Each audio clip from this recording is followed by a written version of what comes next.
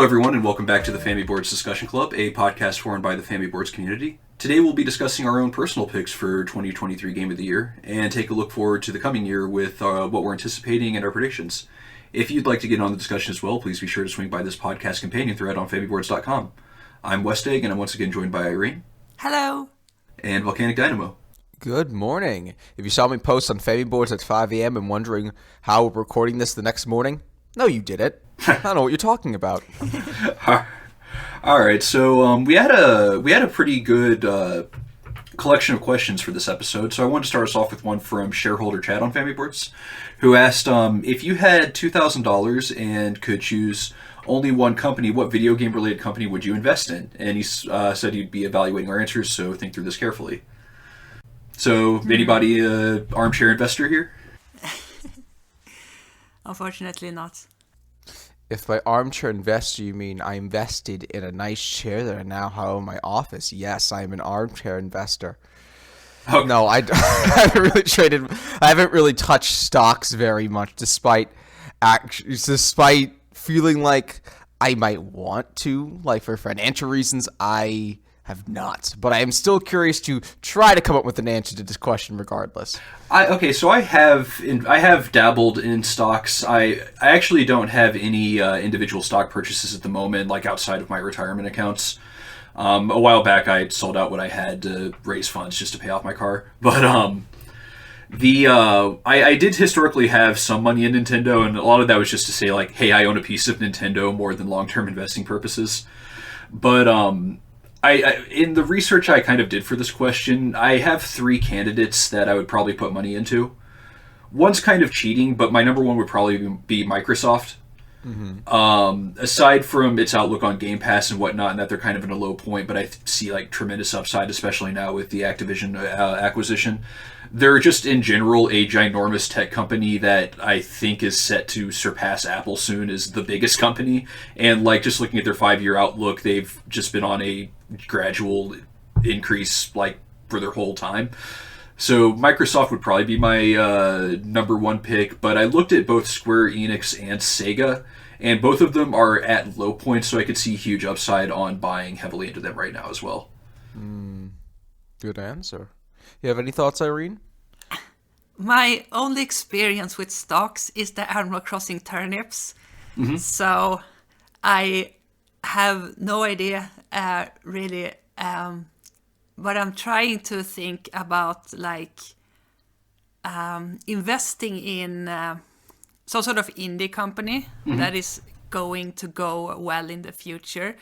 And I'm trying to think about like which indie company has which indie company has a sort of like promising future that they can like only go up from where they are, and thinking about like maybe something that is funded by Annapurna or something, which is like Annapurna seems to be doing really well these days, and so I guess my answer that I was giving some thought to before we are airing the episode would be Simogo. Simogo, if you are familiar with it, is the developer of Sayonara Wild Hearts. Oh, okay. And they are currently working on Lorelei and Laser Eyes. Oh. And they seem to be on a really upwards trajectory. I think Lorelei is going to be stellar, and I think their next game might be even more so, and that they might expand.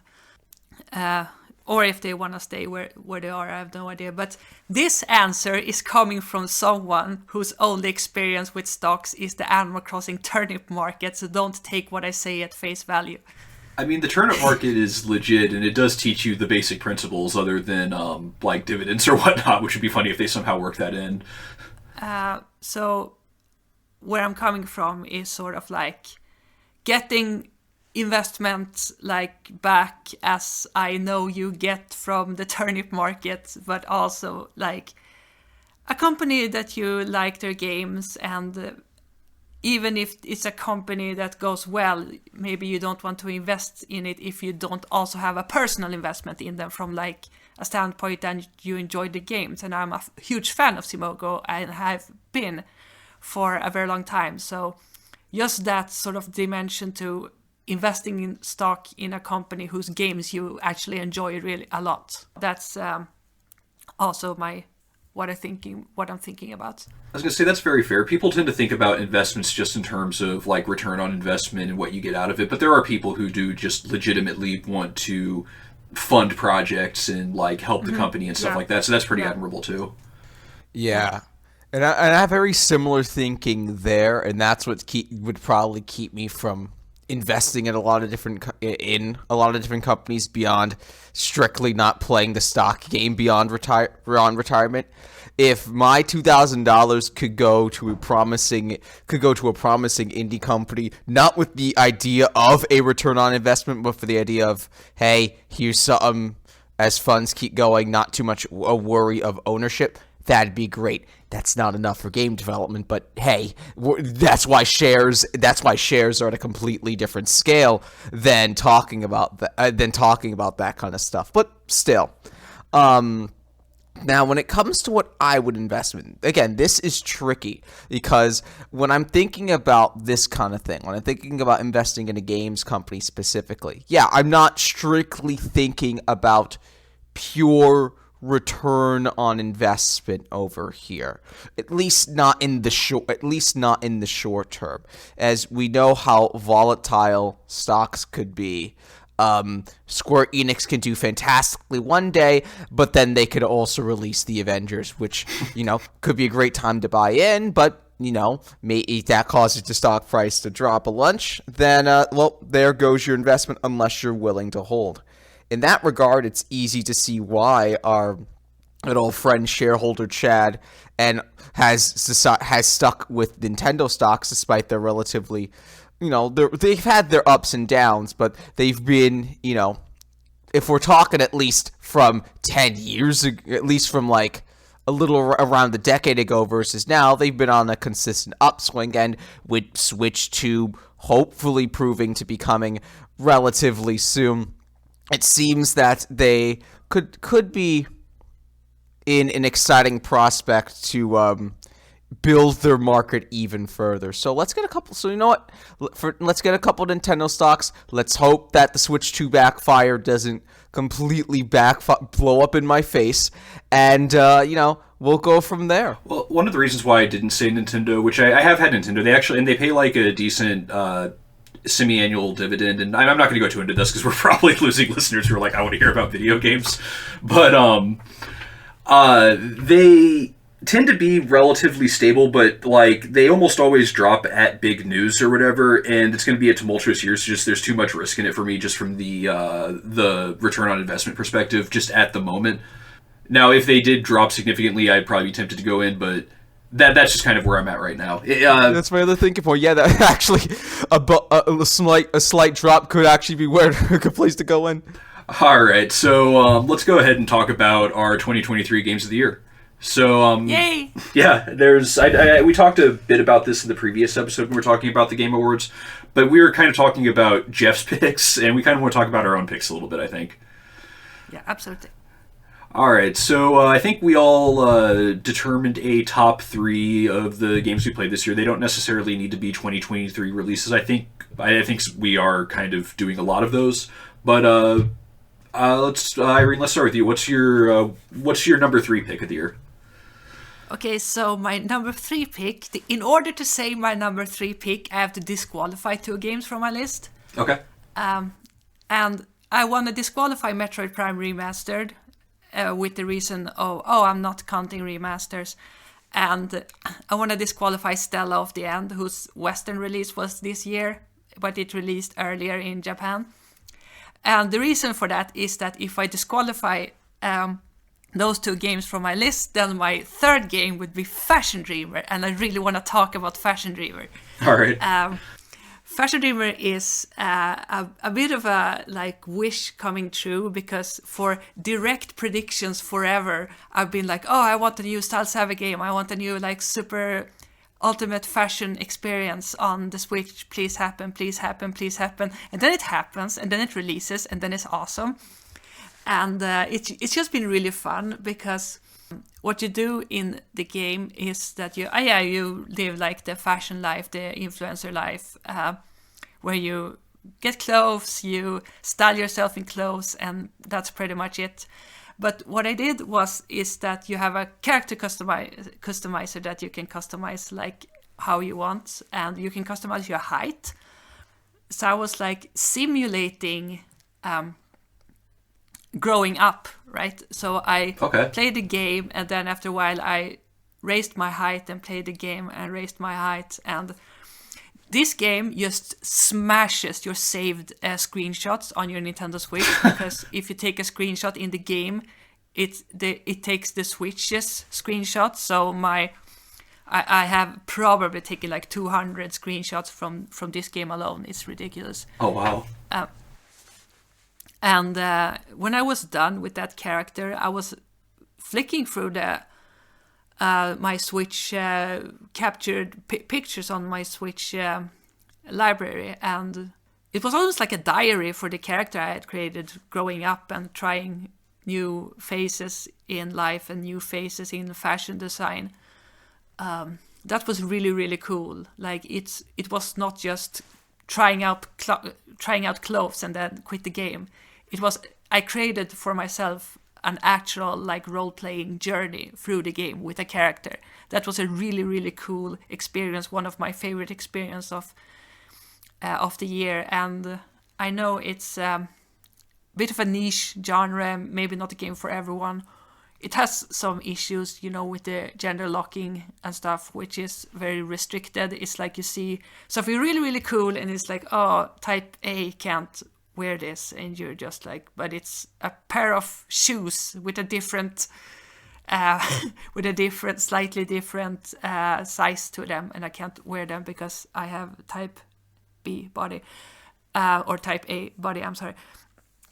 But yeah, that's my number 3. A wish come true game that really delivered with bells and whistles. I mean, honestly, niche picks tend to be the most interesting to talk about, so that's very cool. Yeah, it's a really cool game, and I agree with you. It's always nice to hear more niche games getting talked about.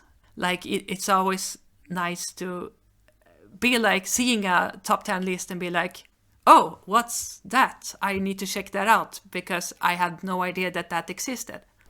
And what about you, VolcanicDynamo? What's your number 3 pick of the year? All right.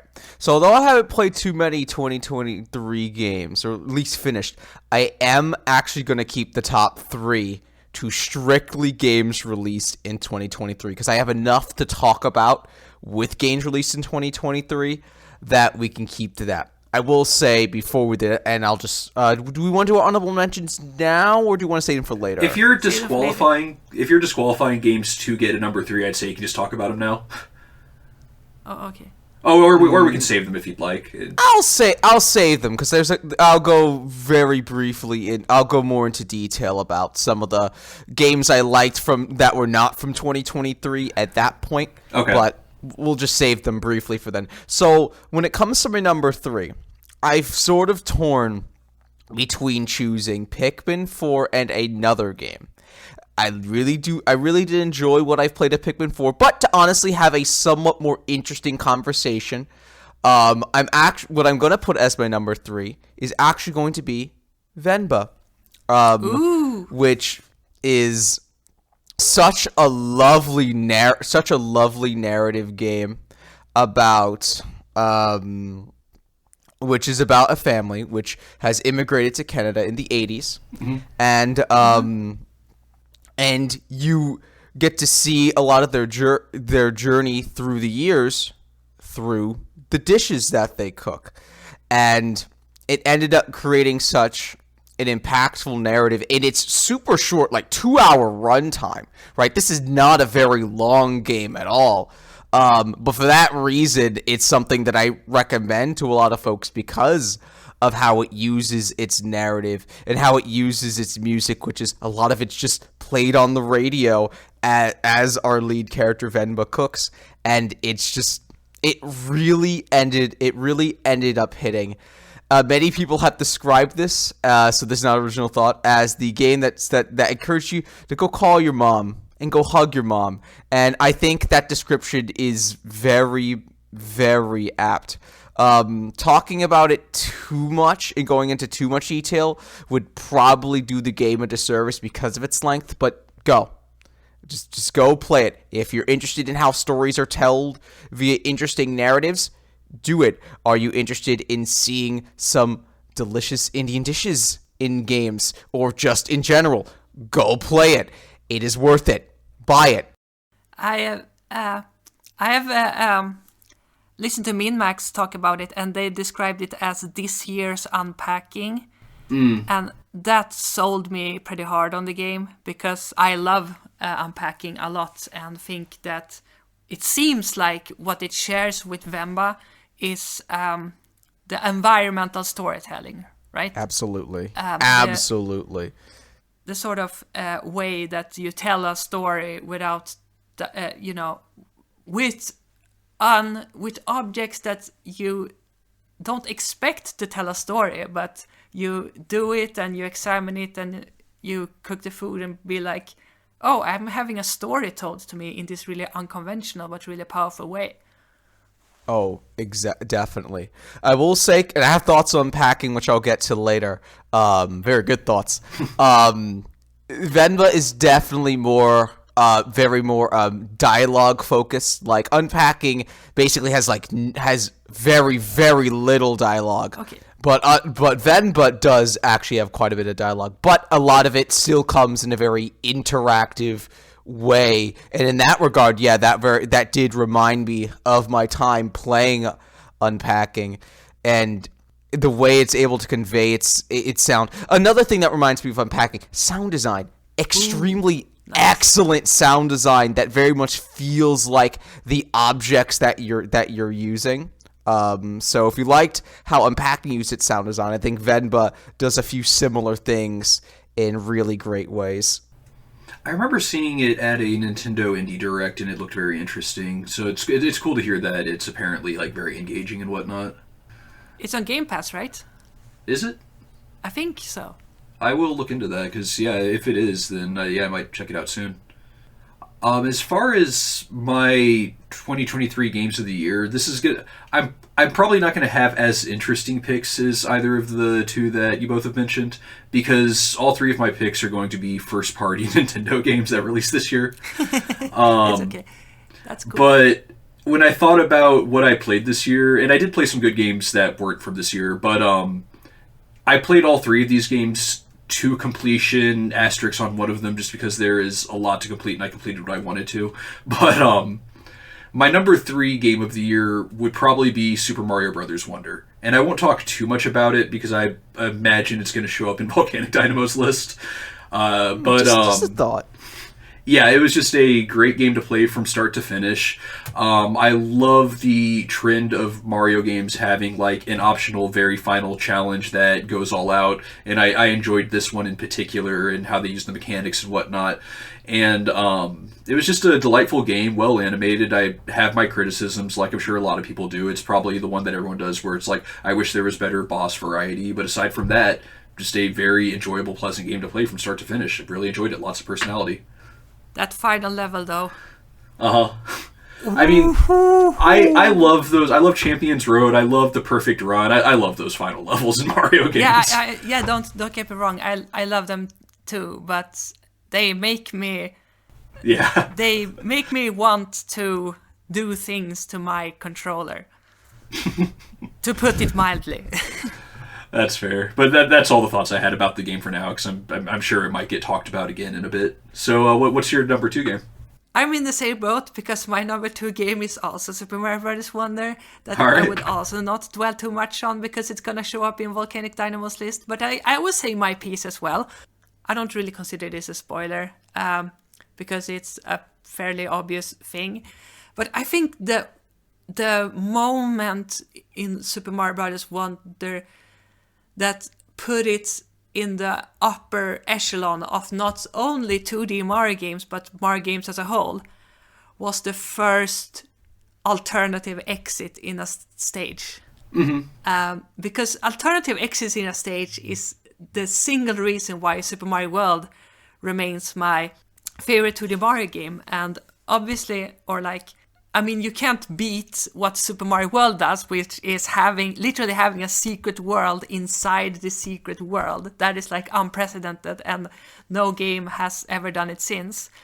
But I was so delighted to see like one of my favorite because it's so good in Super Mario World. It's like you like open up the world map in all of these cool, different new ways, and seeing it being done in Wonder was like, this is so good and so well done, and it filled me up with this sense of like, because that was what I was sort of like worried about. I was like, oh, is the world map gonna be as expensive, you know? Is the world map what about the world, because world maps is a huge deal for me in a 2D Mario game. And then it turns out that the world map is as incredible as I had hoped it to be. And for that, I think that's primary number one reason why I hold Super Mario Wonder in such high regard, even though it has all of these other qualities, like the Wonder Flowers are imaginative, the physics are spot on, the animations are really expressive. But just that first alternative exit, finding that, it gave me chills. Cool. Great piece on that.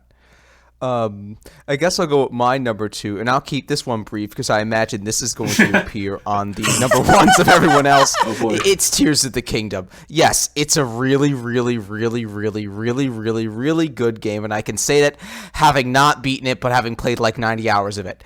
It is big. It is expansive. It is... I mean, what could you even say about... it that hasn't already been said, or rather what will be said in the future, I'm very sure. So I'll keep this relatively brief. Relatively. There's definitely, just on a pure comparison level between Breath and Tears, there are quite a few aspects where Tears of the Kingdom already just, even within the same world, just goes really above what the previous game has done. The expansive building mechanics, the dungeons, at least the ones I've played, have all been stronger than their equivalents for the divine beasts. The sheer scale of the world, from the overworld to the Sky Island to the extremely expansive underground to the number of shrines, to all of that stuff. Oh, and of course the caves. There is just so many possibilities, so much you can do, even within the familiar framework of Breath of the Wild's Hyrule. And to an extent, that's part of the point. You're taking a world that was previously explored in one other game and turning it on its head with so much new to do and so much added within that. It can almost it feels like this extremely decadent cake.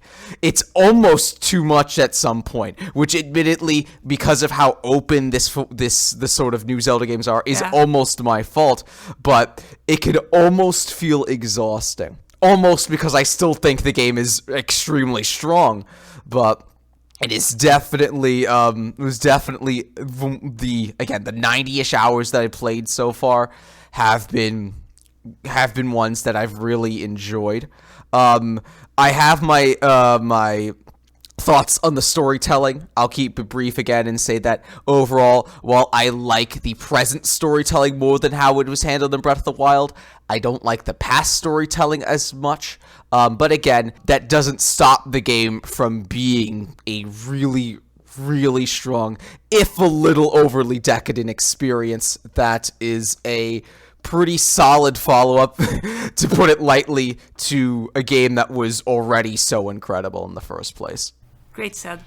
Very well said. Yeah, I mean, I'll give a slight spoiler and say I'll be talking about it a little bit later. But if I were to go into my second favorite game of the year, it's Pikmin 4. Pikmin 4 is delightful. It is. I know not everyone may agree. I think it's easily the best game in the series. It's just, they designed it so well. They made it incredibly like accessible for new fans of the series. It's just a perfectly balanced designed game that begs you to complete it, like, and it's never too hard to, but it's so rewarding to, and it's just cute. It looks amazing. Like, there's so much great about this game. I loved Pikmin 4 so much. Pikmin 4 is probably my number 4 game of the year. I really want to dive more into it because I feel like I've played like 15-ish hours of it, and I really enjoyed what I've played so far. In terms of being able to compare it to the rest of the series, I've never finished 1 or 2, so that's on my that's for my 2024 this year, is to finish all of the Pikmin games I haven't. But it has been utterly delightful. A good mix of approachable for newcomers or those who aren't super good at strategy, while also still having a lot of options for encouraging you to improve your Dandori as they put it, in things like the challenge levels or the more competitive ones. And Ochi is my new best friend. Ochi for Smash Brothers, Ochi for plush toys, Ochi for my new pet. I love Ochi. Ochi is best boy 2023. And I will protect him with my life, even as realistically he will be protecting me with his life. Yeah, I unfortunately had to, like, quote-unquote, skip Pikmin 4 due to the sheer onslaught of 2023. And it didn't help that it released, like, 2 months after Tears of the Kingdom, where I was still busy with Tears of the Kingdom, and it had still consumed my life. And I, like, awoke from the Tears of the Kingdom spell and was just like, oh, other games has released, and where's the time and where's the money? So, Pikmin 4 is an incredibly generous game, and I'm going to give a slight spoiler to the game, but the game has kind of like an early ending, then it has a post-game, but the post-game is more or less just a continuation of the story. And in it, there is what is essentially a full-on remake of Pikmin 1 in a self-contained mode within Pikmin 4. It's that generous of a game.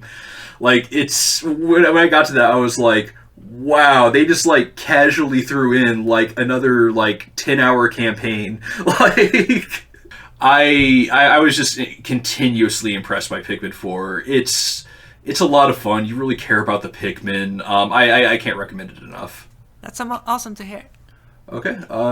You both ready to go through number ones? All right, let's do it. Do you want to start, Irene? Okay, so my number 1 is, of course, The Legend of Zelda: Tears of the Kingdom. No way. Plot twist. Yeah. And there's so much to be said, but rather than focusing on, like, the technical aspect, I want to focus on the feeling of playing it. And it just tips over where you start to have so much to say about it, but then it tips over into this feeling of being completely and utterly speechless. Like, almost like you go out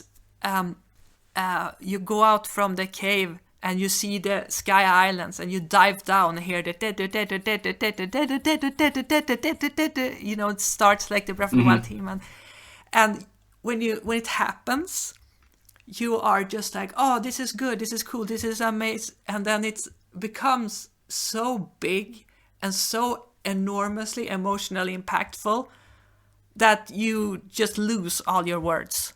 I couldn't. It was just pure feeling without any sort of way to describe it or put it into words.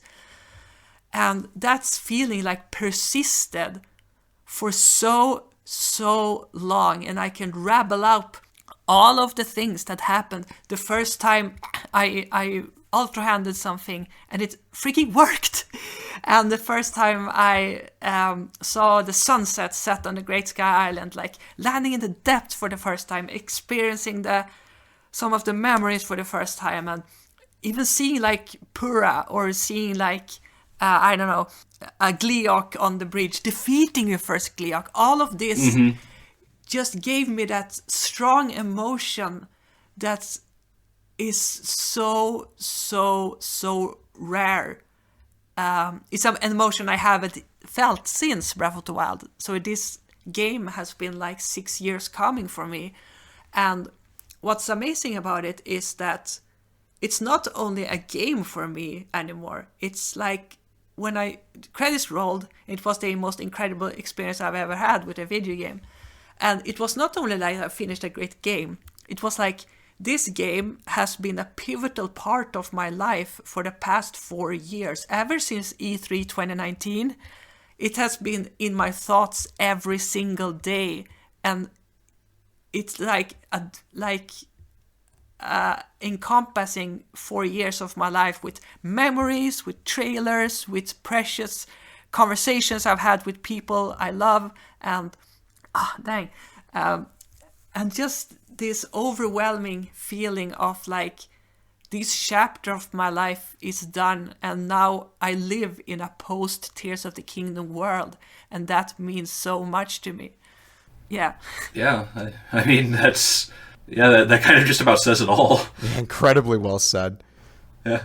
It's the game of my life, and it will be the game of my life for until the next open world Zelda, I guess. Yeah. Okay. I have some thoughts, but I'll go ahead and save them for the moment being. Yeah. So, I'll take this very brief moment to talk about a few honorable mentions. So first, best retro game that I finished for the first time in 2023. Gonna go to Yoshi's Island. Incredible platformer from start to finish, if a bit wild with its 100% completion requirements. Best relatively recent game. I'm talking like not retro game that I finished for the first time in 2023. That's gonna go to Unpacking, which we already talked about before, but phenomenal game that has a great job with its storytelling, with its mechanics, telling a story pretty much entirely through mechanics and sound, while also just being a really fun and inventive puzzle game. Phenomenal time. And best game that released in 2023. Oh, wait, hold on. Before I get to that one, best remake or remaster I played in 2023. Honestly, it's kind of a toss-up between Mario RPG, which keeps basically the same core, but polishes it up a little bit in meaningful ways, and got me to actually really appreciate Mario RPG for what it was for the first time in comparison to the other ones. But also Kirby's Return to Dreamland Deluxe, which adds so much content from the Magolor episode post-game to the extreme amounts of mini games, to the two new abilities, to how it polishes up certain aspects of the campaign, like speeding up super abilities. It takes what was a good but not amazing Kirby game and really elevates it to one of the stronger entries in the series for me. And best game in 2023 that I did not play because I don't have the time for that. I'll just say Baldur's Gate. I'll just say Baldur's Gate 3, a game that by all intents and purposes, by most measurable standards, has earned its flowers.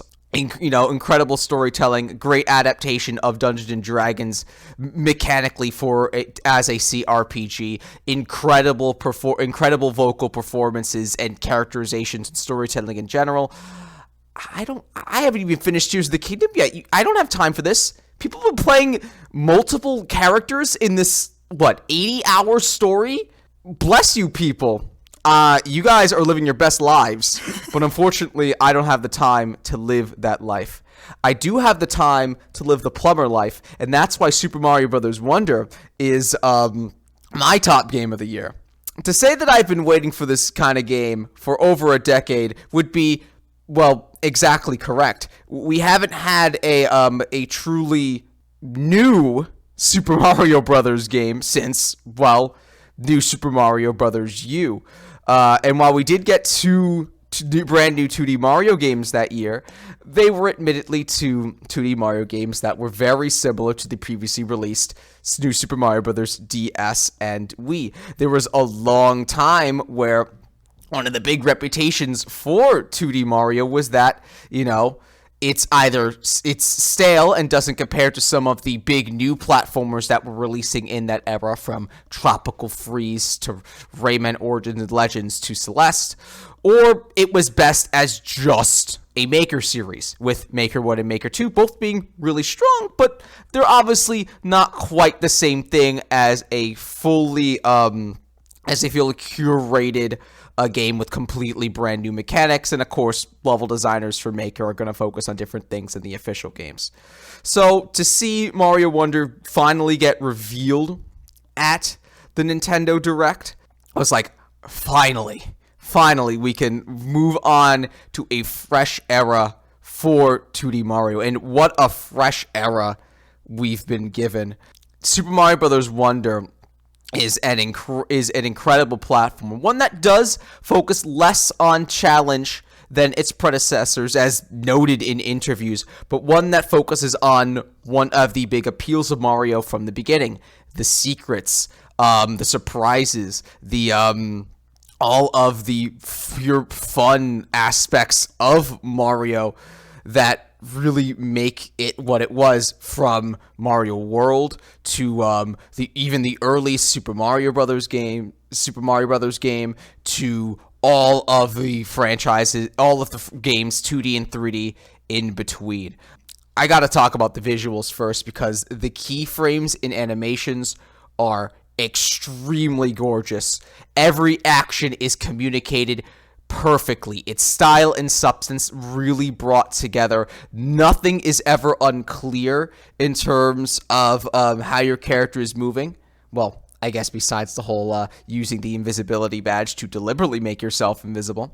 But every action, even actions that never had their own specific animations, like, or at least clear animations, like bouncing higher from an enemy or a block, or releasing your jump from a crouch, releasing your jump, releasing a crouch while jumping, and stuff like that. All of those have bespoke animations that look as good as they do in communicating how everything goes, and that's important in a game all about timing your jumps. You want your game to feel inherently good and inherently clear, unless you're really deliberately going for the opposite for stylistic reasons, and Mario Wonder absolutely nails that. Even with physics that are mostly similar to New Super Mario Bros., even that, plus tweaks to turning, tweaks to communicating how it is, makes the game feel probably the best. Makes the game feel the best the franchise has been since World in terms of pure 2D platforming. Then we have an incredible selection of well-rounded power-ups, the most well-rounded the series has seen yet, with no power-ups that I felt were super situational, like for the frog suit or stuff like that, or the Meteor Mega Mushrooms. No powers that felt super awkward to control. No power-ups that were only movement-based. We have a great selection of powers that aid in both movement and traversal. Obviously, you got the classic Fire Flower, which is primarily combat, the most straightforward one. But we have Elephant, which has you play with size more in sort of almost like a souped-up Super Mushroom. We have the Bubble, which takes that Baby Yoshi from Mario U and makes it, just easier to control in a very pleasant and fun way. The drill power-up being a great way to interact with the environment while focusing on a very platforming-oriented, jump-oriented, close quarters sort of combat style.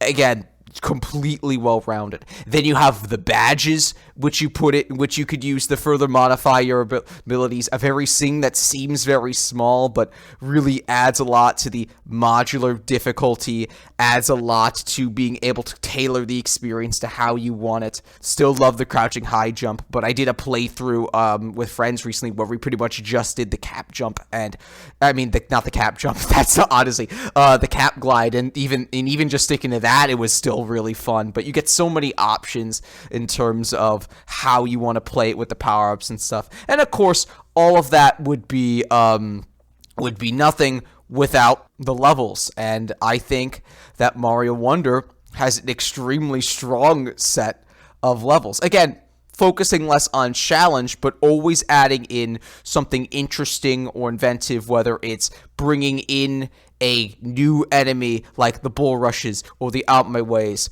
or so many more, to introducing and remixing on an older enemy, or combining elements that were there in ways that were make for very interesting stuff.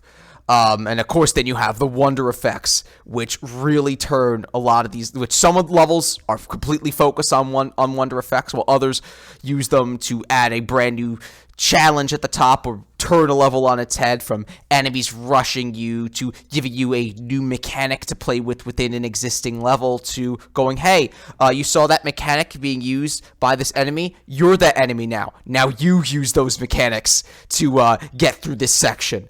It's constantly throwing stuff at the wall, very much like the 3D Mario games. And the grand majority of it sticks, and the grand majority of it is very charming. We have boatload of levels that really mix and match challenge and length and all that and mechanics and all that kind of stuff. We have a real focus on a lot of musical elements, from Piranha Plants on Parade being a fantastic tone setter for a second level, to stuff that ends up happening much, much later in the game, to just other aspects that just give me, like, pure joy, from how it executes its world map in a way that I wasn't necessarily expecting, where world maps, between worlds aren't super connected, but within the world you have a lot of freedom to explore and build on itself, giving us probably again, like Irene said, one of the best world maps since World. The way that progression is kind of structured more like Odyssey, in that it's, hey, you just get you get the seeds, wonder seeds you want to make sure you can get to the end. But if you want to get them all, then it becomes a more involved adventure. To the talking flowers being consistently entertaining and giving a lot of giving so much witty dialogue, and this is probably an understatement, but probably the best single bit of voice acting through a Mario game not named Charles Martinet. It was a joyous experience, and what might honestly surprise me the most about it is that I enjoyed playing it in multiplayer. And coming from someone who has not really enjoyed the new Super Mario Bros. Games as multiplayer games for their sheer levels of chaos, this felt a lot more controlled. It felt a lot more comfortable because levels don't have a timer anymore. And it was fun, both and locally, which I did a full playthrough of, and with some really unexpectedly fun online integration, which is something really fun to be able to say about a mostly single-player oriented Mario experience, where the internet features helped the world feel a little less lonely. It felt a little bit more cooperative and fun, and those moments and that feeling, I think, will stick with me. Time will tell where this ends up ranking in the full Mario echelon. It's certainly, for me, it's definitely within top 10. Top 5 is a very hard nut to crack and a very high barrier to cross. But Mario Wonder really was worth the decade-long wait, and I'm very excited to see where this team decides to keep taking Mario, because I think they've really understood a lot of the core appeal, while also making the game feeling extremely stylish as well. All my flowers to Mario Wonder. All my Wonder flowers, all my Bubble flowers, all my Talking flowers, all my Fire flowers. It deserves it so much. I agree. All right. And I'm also excited for where the Mario team goes next, because the Mario teams are a bottomless chasm of mad ideas. They never run out. And they make it look easy too, which is astounding to me. Yeah, I once heard a quote where it takes a lot of work to make things look this effortless, and that's just kind of Mario in a nutshell. Absolutely. All right, so surprise, surprise, my number one game of the year was The Legend of Zelda: Tears of the Kingdom. I don't have much to add that we haven't already said. Especially we have a whole podcast episode also about this game, but I did kind of want to just discuss kind of an anecdotal thing that really illustrated a strength of this game. So the game does get a lot of criticism for the narrative, and I understand a lot of it. I think, like, in particular, maybe this iteration of Ganondorf, despite having a great design, is fairly flat as a character. So without getting too much into the spoilers of how the game goes, I finished the Chain of Memories, and basically through that you retrieve the Master Sword. So I did that whole line and all the story implications that come with it. And because of how I had been playing the game, I had not yet been to Hiteno Village, like, at all. And so that was the point in the game, because the events that lead you to get the Master Sword will naturally put you near Hiteno Village by the time that concludes. And so I kind of went through those, and I, like, had thoughts on what the narrative implications were. And the first thing I did was go to Link's house from Breath of the Wild. And if you go through the memory events and then immediately go to the house and realize those implications, it hits you like a ton of bricks. It does. About, like, and, like, that was not something necessarily intended by the narrative. It's something that couldn't have been intended by the narrative, but it was an extremely powerful storytelling moment for me personally. The way the game's structured, like, it'd only be possible in a game like this. Because, yeah, you see your house, you see what's been going on in the village, how it's recovered, like, you can read diaries, and, yeah, it was just, that was probably my defining moment of my Tears of the Kingdom playthrough. Well, I just wanted to give that a shout out as, like, something that made the game especially, like, stick out this year for me.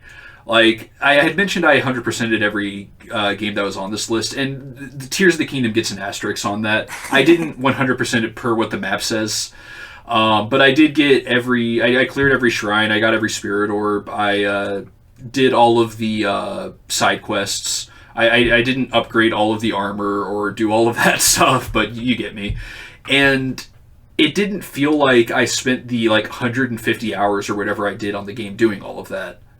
Yeah, totally. I mean, totally. I think you're spot on about those kind of anecdotal moments being a true strength to the game.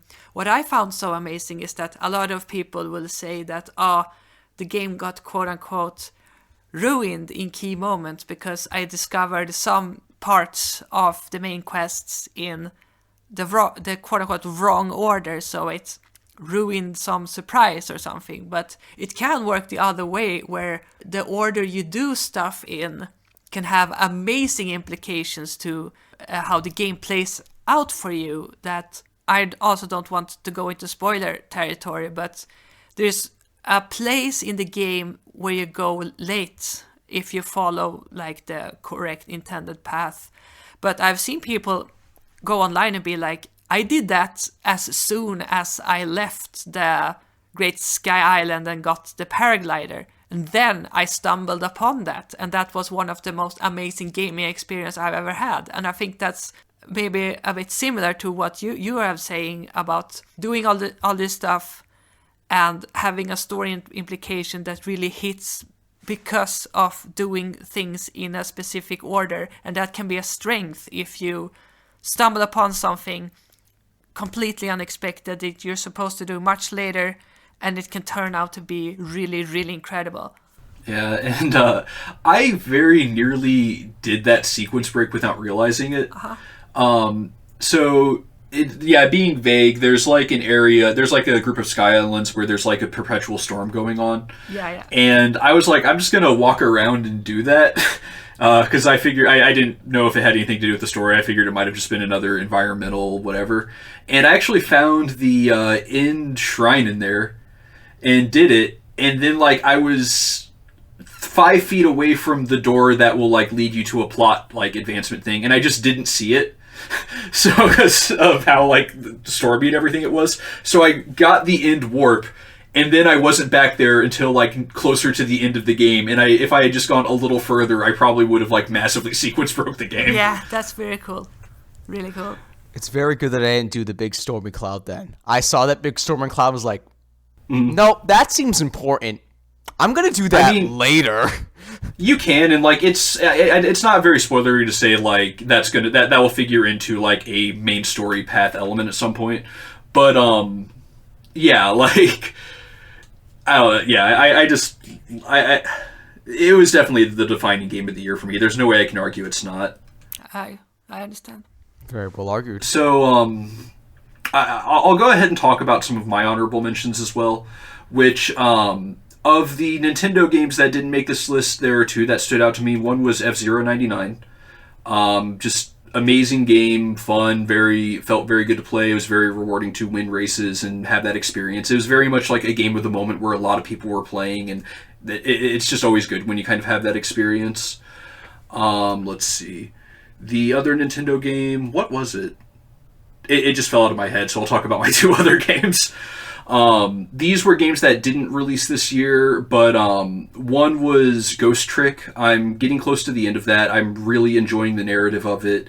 Just all around, it's one of those games where it's like, I get it. It's a game everyone should play. I love like Ace Attorney and the Great Ace Attorney, and it has that like level of like, this game is telling an incredible story, and I want other people to experience it. And then I also played through Persona 5 Royal, which other than Tears of the Kingdom, it was my most played game of the year in terms of hour count. And that's just like a very cozy game to settle into and play day by day. And like I really enjoyed my experience with that as well. So yeah, those are my honorable mentions. If I think of the other one, I'll mention it. But yeah, it just kind of fell out of my head for some reason. I want to toss out an honorable mention as well. I once did Game of the Year talk with a friend of mine, and we had a category called Game of the Year but not this year, which is the best game you played that didn't release this year. And this is so niche, it's ridiculous. But I really wanted to get a shout out to Milk Outside a Bag of Milk Outside a Bag of Milk, which is a 1 hour long visual novel. By Nikita Krykov, and it's really, really good. It's like one of my favorite visual novels, and possibly like at least in my top 50 games of all time. It really is that good, and it's so simple. I mean, it's just an hour long. You're basically like just playing as a character who is basically like being with this girl, and the goal is to make her like a little bit happier by talking to her and having a constant conversation. And it really touches on some like deep topics that can really hit hard, and it just has a very surreal and cool atmosphere to it with the visuals and the music. And it has a multitude of endings, and one of the endings is the main character chatting with like this pizza delivery bot, which sounds super weird, but it's actually really, really touching. That, to me, is my game of the year, but not this year, which surprised me, but it was for... Sometimes those games really hit you that are like, what is it, like $7 on Steam or something, and less than an hour long, but it's still really effective. I've heard of that game, and like it looked interesting to me, so to hear that it is apparently quite good, yeah, that's exciting to hear. I really liked it. All right, so we've looked back at our 2023. Let's go ahead and look forward to our 2024. So I think we're kind of planning to both talk about what we know is coming and our thoughts on it, and then what we think may be coming. So we'll go ahead and start with a question from Chocolate Supra, who this question is specifically for VolcanicDynamo. And the question is, what's the game that you're most excited to play in 2024, and why is it Penny's Big Breakaway? Well, I'm glad you asked, Chocolate Supra, good old buddy, old pal. So, let's talk about this. So, Penny's Big Breakaway is the debut game by a small indie group called Evening Star. Now, while this may be Evening Star's first game as a group, if you know anything about Evening Star, you will know that it is comprised of many of the developers of Sonic Mania, which is definitely the best Sonic game released within the past decade. Whether or not that's a surprise or not, that's up to you. But these folks have had a storied legacy in the Sonic community. Very famous group, very prominent set of fan game developers, Sonic game hackers, all turned into, artists, and in the case of the composer T. Lopes, though he's not part of Evening Star directly, he's a freelancer, all folks who have been highly associated with the Sonic fan game scene and went from passionate fans to straight up developers in their own rights. Christian Whitehead, the leader of Evening Star, building up a rapport with Sega across the Sonic CD remake and then the Sonic 1 and 2 remakes up to the point of the pitch for Sonic Discovery, which would become Sonic Mania. So we had these who's who of Sonic fan game and hack and just fans turned devs making such an incredible tribute to the classic games, and everyone was like, okay, this is fantastic. What are they going to do next? Are they going to make the next 2D Sonic game? Are they going to be given the keys to the franchise? The answer was no. Sega and Evening Star both had different ideas of what they necessarily wanted to do with the franchise, so they had a nice amicable split, no bad blood. The physics that underline the retro engine that was used for the Sonic remakes, as well as Sonic Mania, went on to be used in the new 2D Sonic game, Sonic Superstars. So mechanically and physics-wise, that game feels pretty much spot on. Retro Engine and some of the other developers, specifically Simon Tomley and Headcanon, they ended up helping out with the Sonic 3 portions of Sonic Origins. So again, no bad blood, but I have my thoughts on Sonic Superstars. They're not all positive. It's definitely not a bad game, but it's rough in certain areas. So to say that it's not the Mania follow-up I was hoping for is unfortunately true, but it's kind of hard to be disappointed when you see Penny's Big Breakaway, which is what Evening Star has been working on, and this is to summarize briefly summarize what I've said on the most anticipated game of 2024 thread. This game is the real deal. This is a platformer made by folks who understand that good movement is important and know how to weave that good movement in with stellar level design. The creativity of the yo-yo based moveset from the footage we've seen and the gameplay we've seen is just super strong. From using it as a way to zip forward, using it as a way to attack all around you, really useful for a 3D game. To being able to jump in the air, sling it down to walk the dog to gain, and then just ride on the yo-yo to gain massive speeds, or use it to, or jump in the air again, use it as almost like a swing around on it. It's just so much there that just already seems really interesting, and I like how a lot of the levels so far are being built both for exploration in mind and also speedrunning, so you could use your tricks to do all of the quests within the level, or to get all of the or to get all the collectibles, or you can focus on doing practicing the mechanics, getting better at skipping platforming sections, and getting better at speedrunning through. It has a great look, very reminiscent of early 3D games, like a Saturn or PS1 game. It has a really bumping soundtrack so far from the previews we've gotten. This is, for me, it is it's one of the most exciting 3D platformers that we've seen in a while, and it's the game I'm looking forward to the most in 2024. With the caveat that if a 3D Mario game is revealed, Penny's Big Breakaway gets the bump down to number 2 and we get a new number 1. But that's neither here nor there. Penny's Big Breakaway, if you like 3D platformers, is a game to look out for.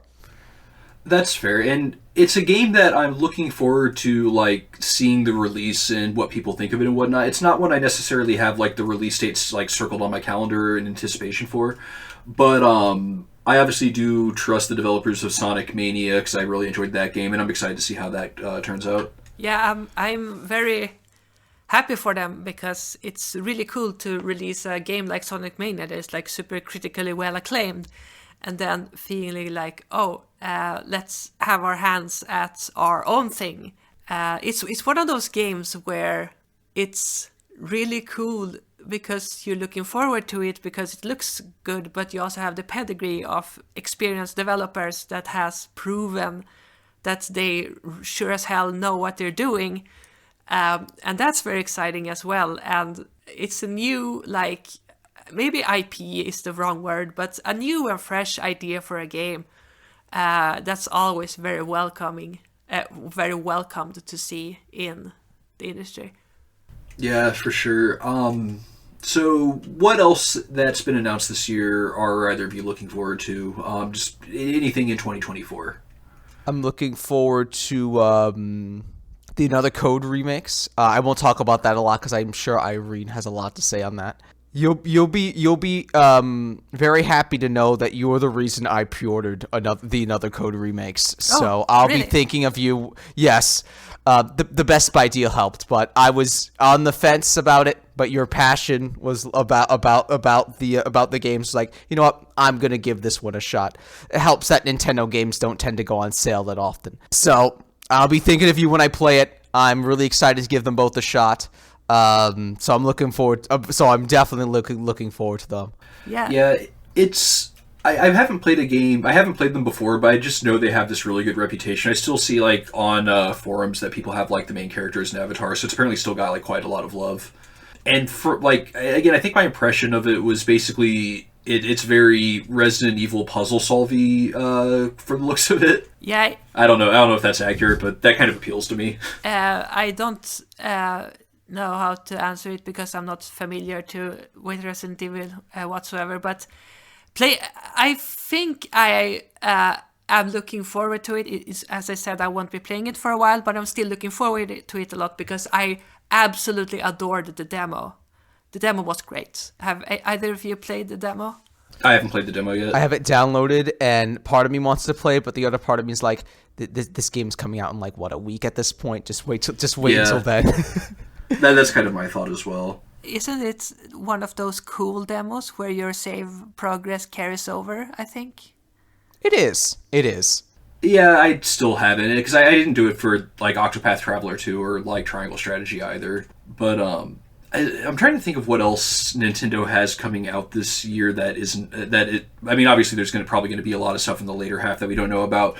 But I know that there's the Mario vs. Donkey Kong remake, and there's Princess Peach Showtime. Oh, Are there any other are there any other big announcements besides those two from Nintendo themselves? In terms of the game space, I think there's Splatoon 3 Side Order, which is Yeah. which if data mines from the game are to be believed, is probably gonna come out around the beginning of the next season, so around the beginning of March.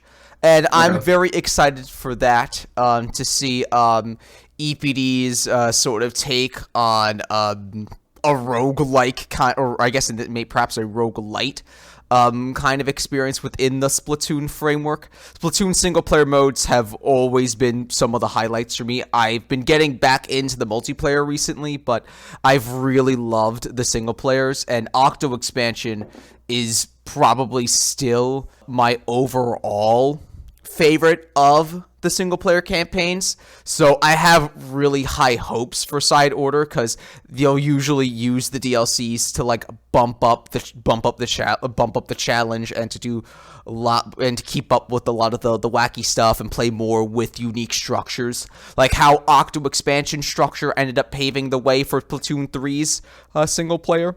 So I'm really, really excited for that. But in terms of other releases, we have Princess Peach Showtime, which looks really interesting. I'm very curious to see what it'll end up and how they will end up defining what a Peach game means, and how similar to Luigi, that doesn't mean that it has to be another platformer like the main series, but really gets to be its own thing. So I'm really excited to see the execution on that. Lots of Mario remakes this year. The aforementioned Mario vs. Donkey Kong, but we also have the 1,000 Year Door remake. Yeah, that's right. Which I'm really curious to see how it is. Again, I don't think they're going to be changing a ton, so I think I don't think that some of the complaints that people might have, say about some of the level design or something like that, I don't honestly think those are going to be addressed too much because it's going to be a faithful remake, but it looks really nice. The snippets of the soundtrack we've gotten have been incredible. A great blend of the original as well as the more modern Paper Mario jazzy style that is an absolute treat. It's, as a visual recreation, it's really strong while still looking really good. So I'm looking forward to that. There's Luigi's Mansion 2 port, which is a port. But I don't know what else Nintendo's doing this year because I'm assuming they're keeping things close to their chest because of, the elephant in the room, which is the potential of a new system. Yeah, which we'll get into. But I'm gonna make a half prediction, half wish regarding the Thousand Year Door remake. Okay, I don't know if they would do this, but it would be really cool if they did, where they make Luigi's side story playable. That you, because in Thousand Year Door, like, you can check on Luigi once a chapter, and he has, like, a unique partner with him, and he's, like, talking about his own side adventure he's having while Mario's having the Thousand Year Door adventure. And if they actually made those sections playable, that would be hilarious. But I don't, that would be basically building, like, a third of a game into the game, and I don't know if they would do that. So, this is primarily a Famiboards podcast and a Nintendo podcast, but if we're talking about games we're looking forward to in 2024, I'm definitely getting another code, but further down the line, I just won't be playing it immediately. But I really, really have to stand a lot for Rebirth, which I have decided on getting because I was like, PS5, then I did some budgeting and did some, okay, if I skip this, skip this, that's noodles or whatever. I have no, thinking about the possibility of getting it at launch. And Rebirth looks so freaking good and just has such an incredible scope to it that I think it was, because Final Fantasy VII Remake to me was, I enjoyed the experience of it more than the game itself, because I think the game itself has a clear bit of padding and some questionable design choices, but the experience of playing this amazing AAA remake of a childhood dear classic of mine. I loved FF7 when I played it growing up. But Rebirth looks like it can be an amazing experience to play as a remake, but also an amazing experience as a game in and of itself. Whereas the first game was how are they going to make 40 hours out of Midgar? Rebirth feels like, how are they going to make 40 hours out of the entirety of the second disc or whatever? I don't remember which disc is what. It's so much that needs to be packed if they're doing the remakes in quote-unquote only 3 parts. There's so much that needs to be fit into Rebirth. But seeing from the trailers, the stuff they've put in Cosmo Canyon, they put in gold saucers and all these mini games, and it's just going to be such a magical experience where it's gonna, I think it will have the potential to feel like the best parts of Final Fantasy VII Remake amplified 1,000 times, and that is going to be incredible. My unopened copy of Final Fantasy VII Remake is currently staring at me on the shelves. It's asking me to play it. I have to tell it I don't have the time. It is waiting for you to... Meanwhile, my foolish self is going, but I want to play the original Final Fantasy VII. Meanwhile, the copy of Final Fantasy VII on both my Vita and my Switch is staring at me, waiting, hoping to be played. I am still yet to complete a Final Fantasy past the first 3 hours or so, and I've tried, and I will try again, and one day I will break through it, but I kind of want my first one to be 6 more than 7. So yeah, that's fair. Final Fantasy, the series looks great, and I actually did watch a Let's Play of 7 remake, because I mean I know the story of Final Fantasy 7. You can't not know the story of Final Fantasy 7 if you're on the internet for long enough. But so like I liked what I saw of remake. I'm sure Rebirth will be good as well. Yeah, I'm happy for everyone that's going to play it. It's just not what I'm going to be playing yet. Yeah. Aside from that, 2024, obviously there's a lot of stuff that hasn't been announced and can't be announced yet, but it seems almost like we know more about the big games of 2025 than 2024. That's true. Like, we know, let's see, the big one's obviously GTA 6. Yeah. And I'm trying to think, there was like another big AAA that announced a 2025 date. Oh, it was Monster Hunter Wilds. Yeah, so like, and those are both games that I'm interested in, but are at least a year off. So we do have a question from Metroid, who I assume is an actual Metroid, and that is this going to be the year of Metroid Prime 4? Apparently asking like the podcast is an 8-ball. So what do you think? Do we get Metroid Prime 4 this year? Yes, we do. Yes. Okay. And fair enough. Do you think it's like a launch title for Switch 2? Do you think it may be like a generational bridge game like Twilight Princess or Breath of the Wild was? It's cross-gen. I am pretty certain. Cross-gen? Yeah. Nintendo likes cross-gen. They're not strangers to the concept, and I was like hooked on that idea, that just the Gamescom report of them showing the closed doors souped up Breath of the Wild thing, which was like the info that I gleaned from it. At least they showed like that and the Matrix thing running on new hardware, something like that. So it got me thinking that if that's the case, then they seem to have like this idea and also this capability to sort of know well how to amplify and beef up games from Switch to Switch 2. So I'm like, if they did that to Breath of the Wild behind closed doors at Gamescom, why wouldn't they do that on Prime 4 when Switch 2 launches? Because I think that Prime 4 is going to be really, really ambitious. I think it's going to be the biggest Prime yet, like by maybe a pretty huge margin. It has had a long development time, and it's just it's going to be the Breath of the Wild moment or the Mario like Galaxy moment of the Prime series or of the Metroid series. Just huge defining game for the franchise. That's where I think that Metroid Prime 4 is at. And if you have that huge defining franchise moments, you both want to capitalize on the hardware, and you also want to capitalize on the user base or the install base. And I think that's where I'm coming from when I think about why Prime 4 will be this year and cross-gen. I think I agree with you for basically all the reasons you just mentioned. So I kind of have an idea of what I would do with Prime 4, and obviously they're well past the story conceptualization point at this point. But you've played through all like the 3 Prime games, and even like you like kind of know the cliffhanger of Federation Force. Oh, is there a cliffhanger Federation Force? Yeah, there's like you see like Silux's ship, like apparently like he breaks into like a lab and like steals a like Metroid from the Federation. Oh. And so like he apparently has one now, and like I think it would be really cool for Prime 4. The way they follow that up is because of the events of Fusion.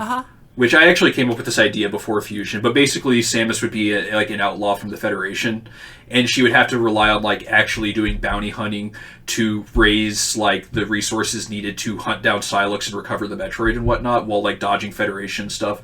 And so you would have like that would be part of it. There obviously would be a story too, but you'd have like basically a few open planets where you could go to track bounties and actually bring that aspect into it. That's how I would do it. I don't know, I just figured, I had that in my head for a while, I figured I'd share.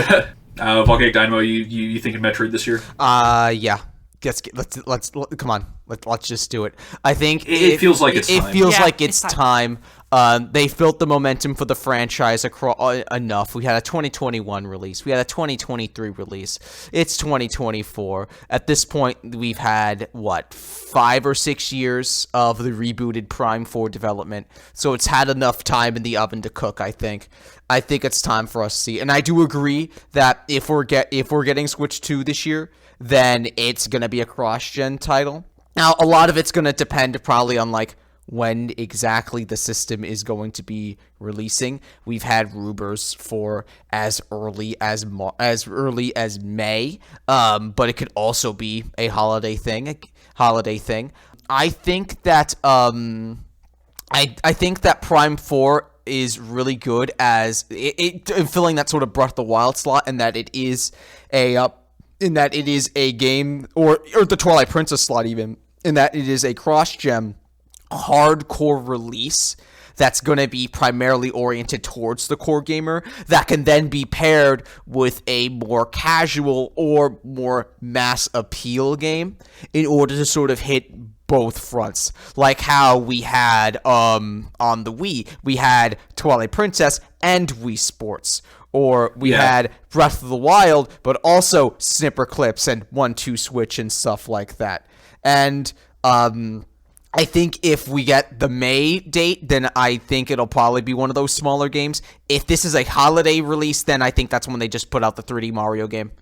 You do that. You do Prime. You do Prime 4. You do maybe one smaller title with or something like that, maybe akin on the scale of a snipper clips, or maybe a little larger, and then you just go from there for your and you just go from there. Not alone things that are just going to naturally be cross-gen, but that's sort of my thinking. Come on, Nintendo, give us fair. Prime 4. You know you want to. We're all fairly confident on a Switch 2 release this year. I take it. I'm also of the opinion of probably around October maybe. Mm-hmm. The other hardware rumor is maybe that there will be a PS5 Pro releasing this year. That's not necessarily exciting news for me because I still haven't had my motivation to buy a next gen console. But I'm sure that's probably going to be exciting for a lot mean You mean a current gen console? Yeah, it's so weird how it's really weird. Yeah, I mean, at this point, if I were to get I've got a decent PC, so I play a lot of my more. That's why I have Baldur's Gate and Starfield and whatnot on. But it's not something I would pick up, but I'm happy for the people that would want it. Yeah, I already have my PS5, and it already doesn't get enough usage as it is. So I'm probably not going to be in the market for a PS5 Pro. But the release cadence, 4 years after launch, about the same release cadence as PS4 Pro. We're sort of, that's sort of just the way that consoles are being structured now, where it is this sort of more iterative. Here's that, we'll have a beefed up version released, not, a few years after launch, and the hardest of the hardcore will get that, and we'll get that sort of level of experience out of it. So yeah, I'm interested to see if it ends up being a significant jump in practice for a lot of the games that push PS5 more. But I probably won't be getting one anytime soon because I could be, I gotta save that money for Switch. I gotta put that money into Switch too. I have to think what they'd be targeting with the refreshed hardware would be frames per second, because I've seen a lot more discourse even now that it's ridiculous that most modern systems aren't running 60 frames per second on new release titles, even though that was kind of the promise of each new generation. And I saw an interesting comparison that apparently 70% of the PlayStation 2 library ran at 60 frames per second. Really? And it's just something we've kind of lost and take for granted that it could be like that, but it's just not now. Yeah, very different. Yeah, very, very different. a very different era because we're pushing other things specifically. With the tech to do more impressive stuff. That in terms of visuals, and scale, that's often what gets pushed. Where if I'm talking just for me, if you could make a smaller scale game that runs better. At least on a PS5's level. Obviously, a game, something like a Tears of the Kingdom, that being 30 on Switch, it's not like that's a ruiner for me or anything like that. But, seeing those push for higher frame rates would be something that I would be personally interested in. But I also understand why it's sort of gone in the direction of, hey, let's push let's do flow of frame rates with better visuals, because I think for a lot of people that's immediately more impressive, or for devs that's, hey, this is how we get to have the scale that we want while also having reasonable performance. So I get it, but again, I'm probably going to be primarily playing on Switch 2, which I don't think Switch 2 is going to be pushing 60 FPS either. But it's not as much of a concern for me, but it'd be a nice to have. And let's see, we do have a couple questions from Legion of Primes. One is about what we're looking forward to, and one's just kind of nice, so I'll start with the nice one. I just want to ask, how is everyone doing these days? Thanks, Legion. I'm doing all right. I'm at a point in my, not to get too into personal details, but I'm at a point with my work that I can take a little bit of time off before things ramp up later in the month. So I've been doing a lot of prep for that, while also just taking advantage of my break. Trying to play a few games here and there before we go back into that. Enjoying the holiday season. The end of the holiday season now, really, and having a good time. Hope you're doing well, buddy. Yeah, I've been a bit open on Famiboards, personally, about the fact that I live a very hamster wheel life, if people know what I mean. Just work is the same every day. I live alone, and I don't have an immediate career going forward. It feels like I'm in this consistent route. Everything happens, and nothing is fun or interesting, and it feels like it's going to be that way for a very long time forwards. So my life is really dependent on good stuff happening, so to speak, where if good stuff, it could be games, it could be a night out with friends, it could be this super interesting thing happening, or it could be spending time with someone, or it could be creating. I like to make games on my free time, and if there's good stuff happening in life, then I feel good.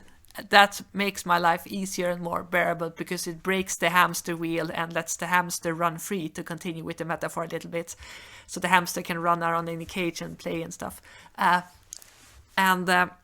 or hamster can get out of the cage and play in the wilds. That's fair. Yeah. So right now I'm doing pretty all right, because there are good stuff happening in life. I'm doing things here and there, and games wise, I am currently having it good with games and looking forward to cool games coming in the near future. We talked about Final Fantasy VII Rebirth and some cool things happening down the road, and with 2024 hopefully. So yeah, doing pretty fine. Thanks for asking. Yeah, and as far as my stuff's going, things are going pretty well for me, I'd say.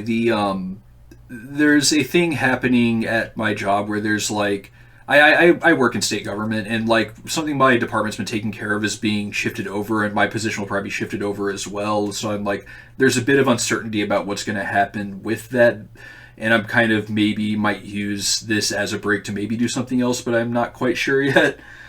But aside from that and kind of the uncertainty that goes with that, I'm going out to Maryland in a couple weeks for MagFest, which I need to clarify immediately stands for Music and Games Festival. It's a similar sound, but no, it's not that.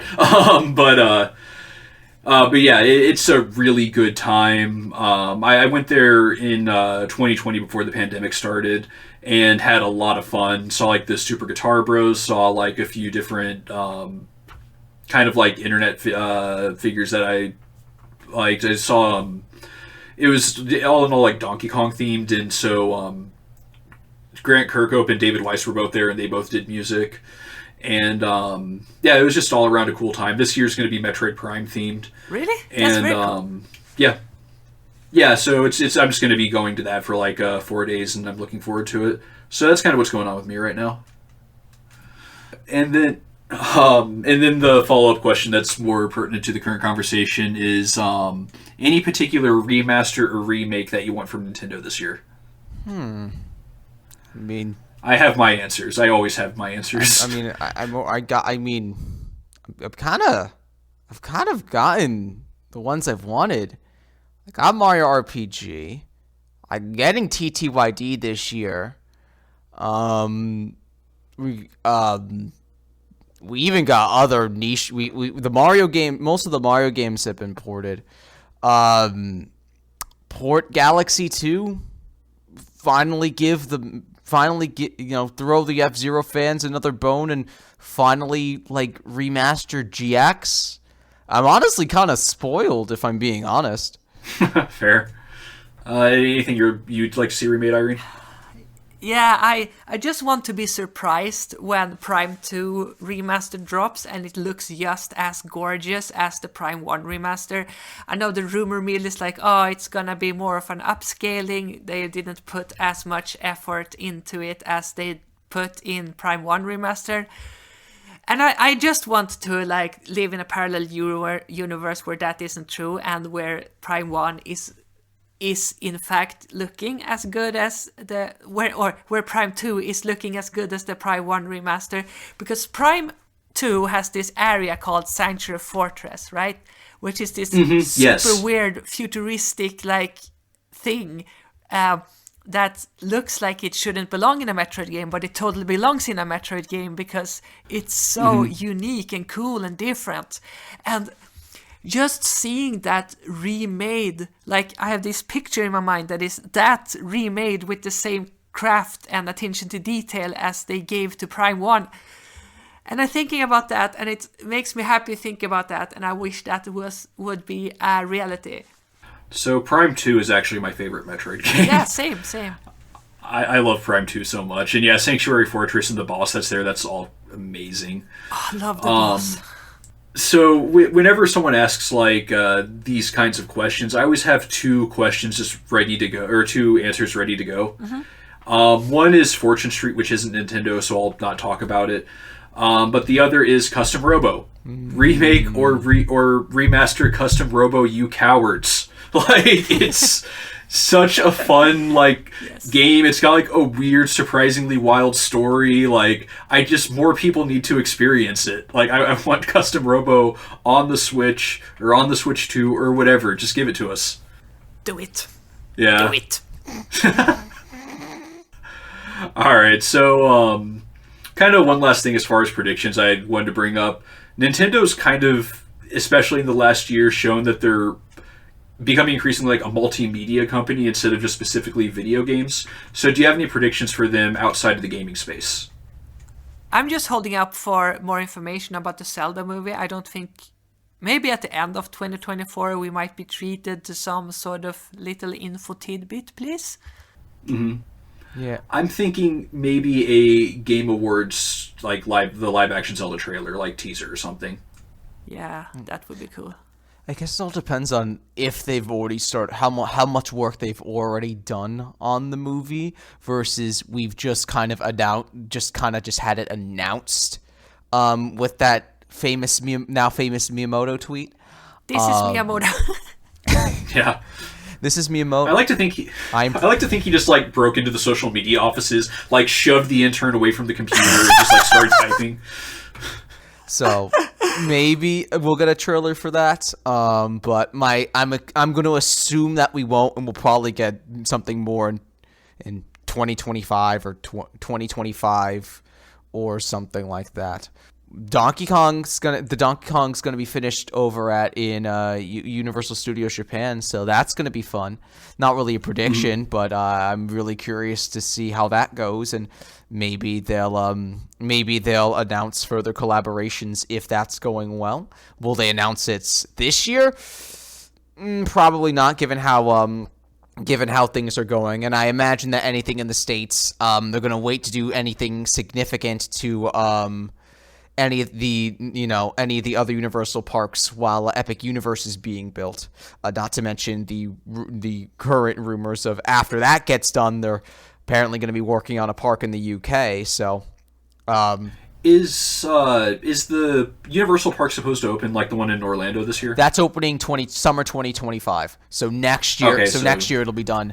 So maybe this, if we're on that line, we might get a more concrete date for that. But heck, we don't even have a concrete date for Donkey Kong yet. Beyond, like, I think it's spring of this year. So we know it's gonna come soon, but they'll probably release a more exact date when we're closer to it.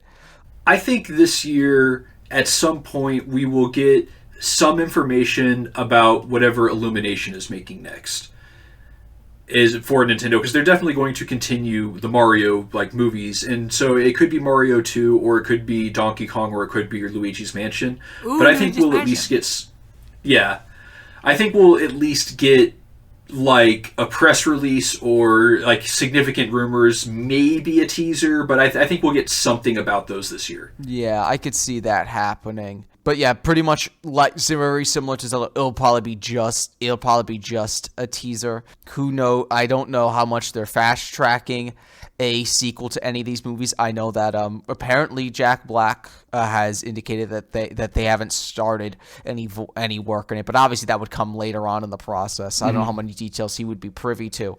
So I imagine, at most like a little teaser, but nothing super significant. I think it would be, if they're doing Donkey Kong, this would be a good year to announce it. 30th anniversary of Donkey Kong Country and all. But there's a part of me that wouldn't be surprised if they just jumped into Mario 2. I don't think we'll get a Luigi's Mansion movie anytime soon, but I could also see the sequel being more Luigi-centric. And them pulling in concepts from that for 2, even if it's not directly Luigi's Mansion. So that's sort of my feeling on that.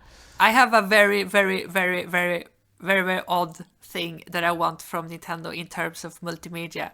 Sure, go for it. I want Satoru Takizawa, who is the art director for Zelda.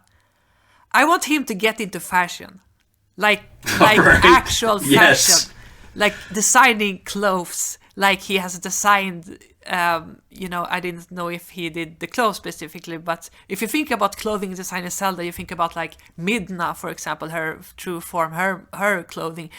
And to see Takizawa and the design team get into clothes, just like, because Tetsuya Nomura, who is the character designer for Final Fantasy, if people didn't know that, he is very much inspired by fashion, like by haute couture and stuff like that. And he even made Lightning from Final Fantasy 13 like a fashion model, digital fashion model for a brand called Louis Vuitton.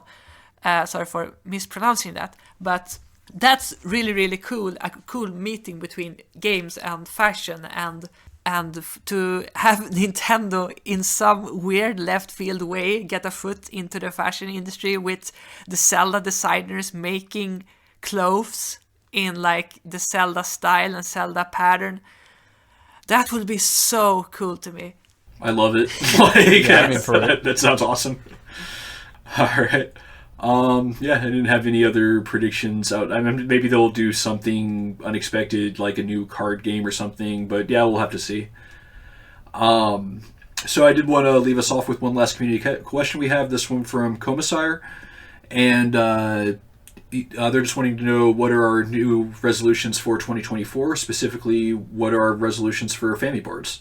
So, Irene, you're not on staff anymore specifically, so I don't know if you have any plans specifically for Famiboards, but... I just want to keep doing this podcast and keep attending and keep it going for as long as it's possible, and for as long as there's interest, both in our interest in keeping it going and interest in the community to participate in it. So I guess my resolution is to keep going and keep being active and keep posting, which is a very basic answer, but sometimes, I mean, Famiboards is not a place where you necessarily have to have like ambitions and, I'm going to do lots of STs, or like, I'm going to host this and that. It's a place where you can just chill, free of any sort of like things that you don't have to do. And I think in terms of Famiboards and my life, I can definitely say that I can make it a resolution to just having it be a part of my life, a good part of my life, and just keep hanging out and keep doing the podcast. Awesome. Anything? Did you have anything, VolcanicDynamo? Well, my tenure as a moderator for the forum will be ending within the next few months. So I'll be back to acting more as a standard member of the community. But even then, I'm excited to keep participating in the community, keep doing threads. Look, if the new 3D Mario game comes out, I'm calling that ST. No arguments. But beyond that, I'll agree with Irene and say that I am very excited to keep doing episodes of the podcast for as long as y'all want me on, and as long as the community wants to keep it going. And beyond that, I want to do at least one. I want to see at least one more big badge event this year. Last year, I